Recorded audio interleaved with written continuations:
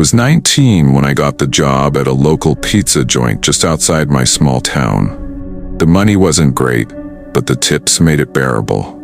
Most of my deliveries were routine. Tired parents, stoned teenagers, overworked nurses. But there's one night I'll never forget. The kind of night that claws its way into your memory and never leaves. It started with a phone call that came in just before closing. The voice on the other end was dry and monotone. They ordered 2 extra-large meat lovers, gave an address I didn't recognize, and requested no contact, just leave the pizzas on the porch. We were slow, so I volunteered to take it.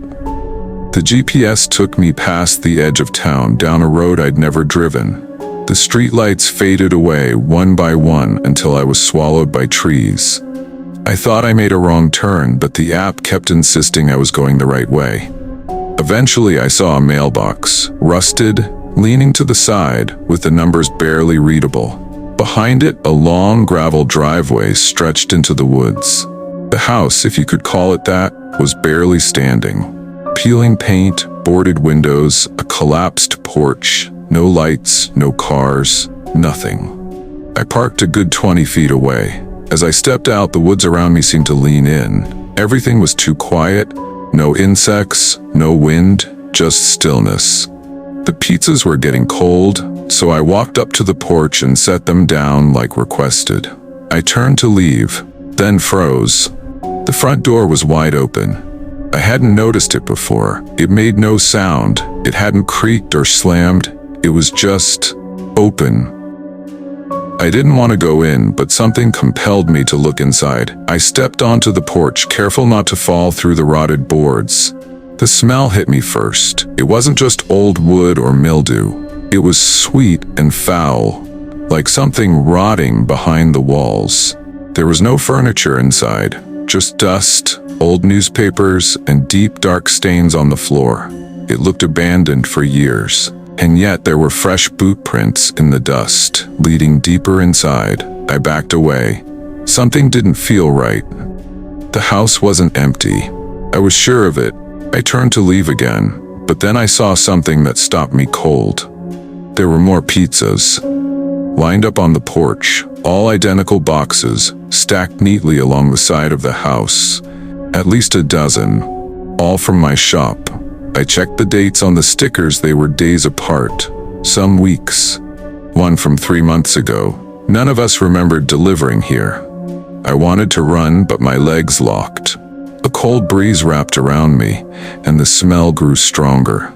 The door creaked, slowly, deliberately closing itself. Not slamming, just enough to whisper, "You're not done yet."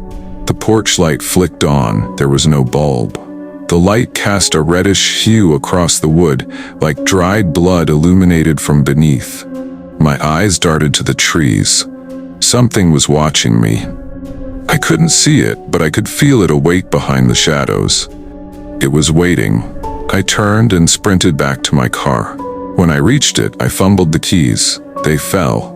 As I knelt to grab them, I saw it. In the rearview mirror, someone standing in the middle of the driveway. Pale, tall, motionless. I stood up, heart slamming against my ribs, but when I looked directly, there was no one. I started the car and reversed wildly, nearly hitting a tree. I sped down the road, ignoring the GPS, taking every turn I could until I found a main road again.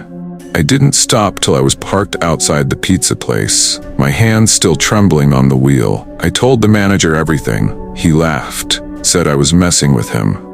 But when we pulled up the delivery log, something strange happened.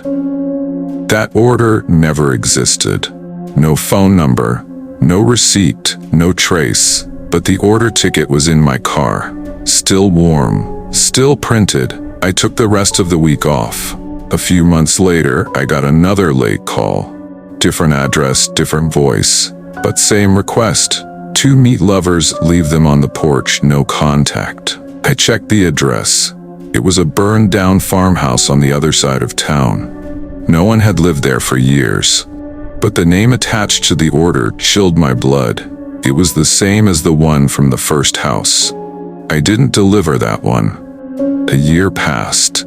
I quit the job, moved to the city, got away from small-town weirdness. I thought it was all behind me, just some awful prank or my mind playing tricks.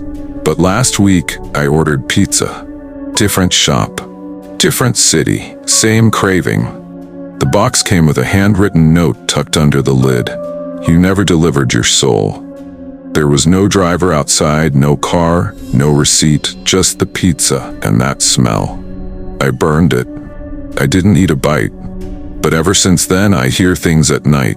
Scratching at the door, heavy steps on the roof. The doorbell rings once, always at 3:33 a.m. And every time I check, there's a pizza box sitting on my porch. Still hot, still meat lovers. No name, no receipt. Just the silence of the woods closing in, even here.